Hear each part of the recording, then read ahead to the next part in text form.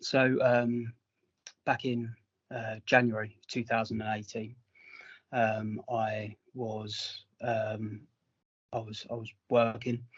I was a teacher, and I just leading a normal life. And then one weekend, went out with friends, went to a football match, local football match, Gillingham, and the next day after I got home, I was feeling slightly rough. Didn't really think anything of it. Thought it was maybe just a bit of flu, maybe a cold. And then so I went to bed.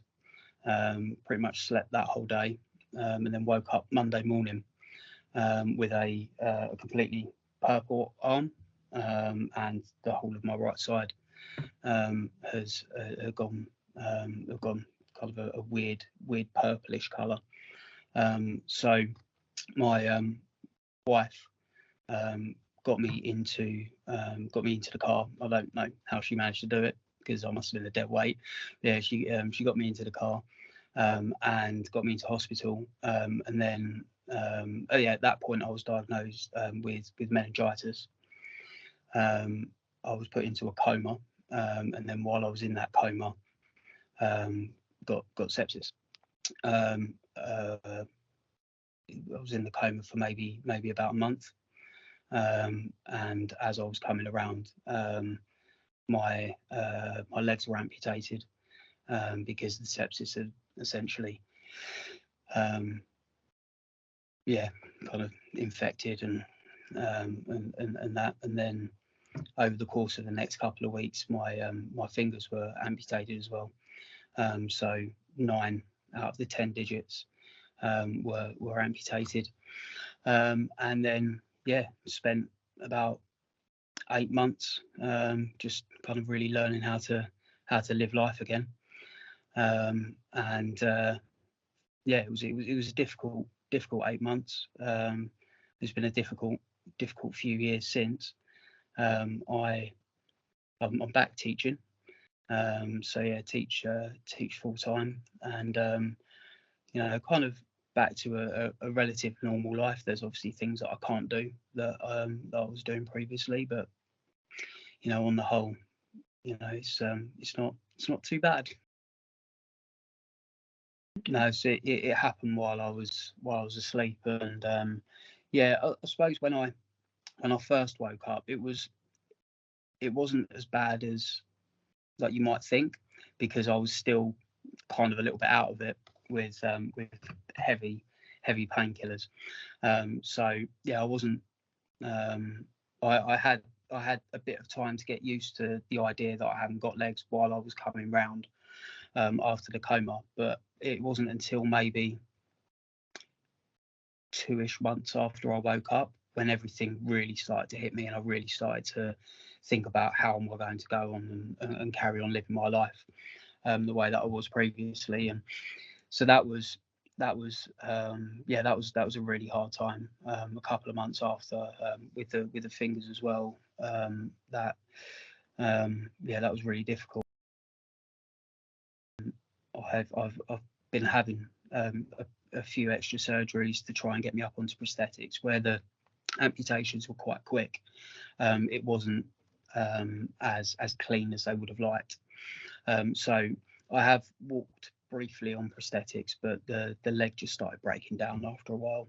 I've been having a couple of surgeries to try and get up on prosthetics, but the majority of the time I'm in a wheelchair, and moving around in that. When I'm at home, I can walk around on my knees for a little bit, which probably isn't advised by doctors, but it's the quickest way to get around sometimes. So that's not too bad. Like getting in and out the car, I tend to, I just kneel on my wheelchair, and I can then climb into the car. A lot of, as much as I haven't been lucky, I'm quite fortunate in having the below knee, because that's given me a lot more freedom to do quite a lot. Yeah, through the NHS, I had counselling for probably just over a year, and actually that every now and again I do still have to go and speak to somebody, and that's been a really that's been a help. I think being able to share, there's certain things that I just can't share. I don't know why, I just can't. So actually being able to talk to a counsellor and being able to just share those things and talk through the reason why some nights I can't sleep, and and why some mornings I wake up and I just have no energy to get out of bed, and I can't. I can't find the motivation to do things, and that's being able to talk to people about that is actually really helpful. We've worked on various different strategies to overcome that. But initially, in the first year to 18 months, there was quite a lot, and now it's just when I need it, I'll phone up and they'll book me in a couple of appointments, which is really helpful. And yeah, I'd advise anybody to have that, because it helped me sort my mind out quite a lot. So it was maybe about a year after, probably. Yeah, I was kind of focusing on me quite a lot, trying to get through that. And then maybe after about a year, I started looking into sepsis a little bit more and wanted to know actually what happened, why it happened. Was there anything I could have done? That was a thing. And then I came across the UK Sepsis, and I started learning some facts about what sepsis actually is, and how many people it kills a year, etc. And actually that kind of wanted me to start doing something about it. So in work, I hand out leaflets every year on Sepsis Awareness Day, and I put, probably annoyed the staff quite a lot, but I put little pamphlets, everything in the staff pigeonholes, and so that was the initial thing that I thought I wanted to do. And then obviously since then, I've wanted to get involved a little bit more, maybe start doing some fundraising, and just try and raise as much awareness as possible, so that other people don't have to go through what I've been through. I talk to the students regularly. They've got questions, from the age of 11 to 18 I teach, and a lot of them have questions, and I talk to them about what happened, and what some of the signs are for sepsis, and I think that's kind of how I build it into lessons. I don't necessarily go out the way to teach a whole lesson on that, but I answer any questions, and there's always questions. Yeah, I think probably just to make sure that make sure that they're aware of it, and if they are. So like when I was first ill, I kind of put it off because I thought it was flu, and actually in hindsight, I probably should have gone in a lot earlier, because it in hindsight it wasn't flu at all. I was being sick. I was running a temperature. I genuinely thought I was going to die. Like that's what I was thinking. So actually, to be honest with yourself, and actually, if you know that it's not flu, just to get yourself into hospital, into A&E, and get yourself checked. And it might well be just flu, and you're overreacting a little bit. But actually, if you know deep inside that actually it's not quite right, to go and get yourself checked. I think I didn't know anything didn't know anything, and I wish I had, but yeah, no, I didn't know anything about sepsis. I'd heard of it, but I didn't know any of the symptoms. I didn't know how dangerous it can be. I was clueless, and yeah, so baptism of fire is a really good way of putting it.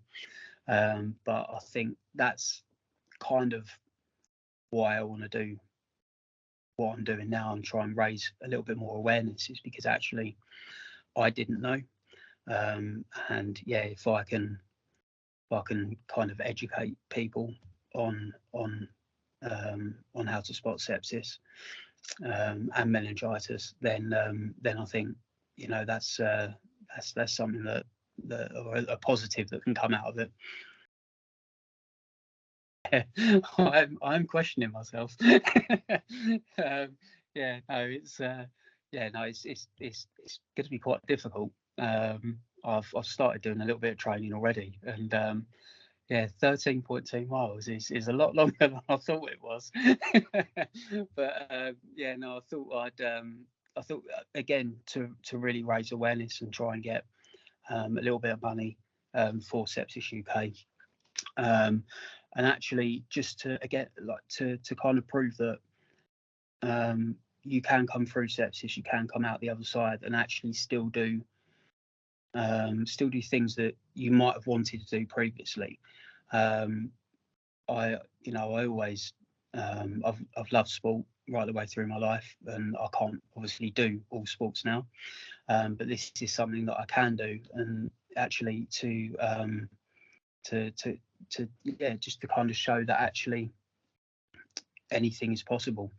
I've lost both of my legs below knee, 9 of my fingers, and you know I'm still attempting to do that.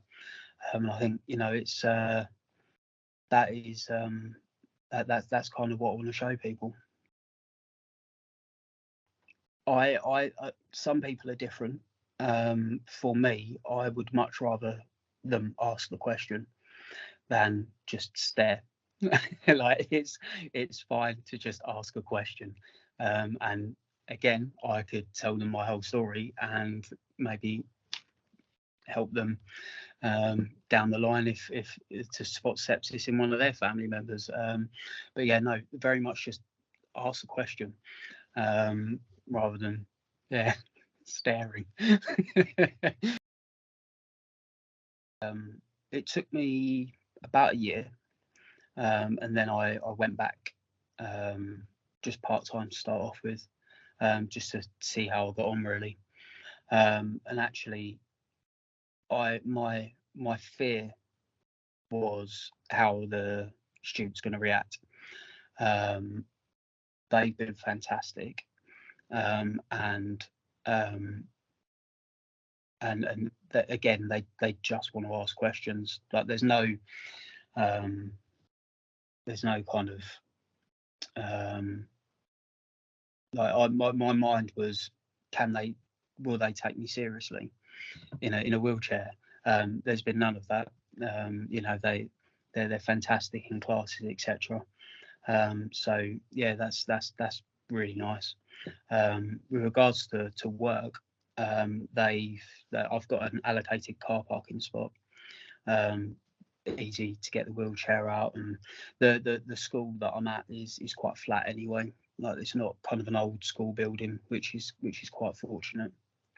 And they've given me the largest classroom pretty much in the school, so that I can easily get around. And with regards to teaching itself, it's quite simple to do in a wheelchair. I spend a lot of time sitting on desks as well, just to kind of see over everything. So yeah, I kind of jump out of my wheelchair onto a teacher's desk or whatever, just to have a look. And yeah, I teach computer science, so a lot of the time there, you know, it's quite a nice class to teach, because a lot of the time the students are really enjoying the subject, really want to get a lot out of it. So Yeah, it hasn't been too bad at all, really.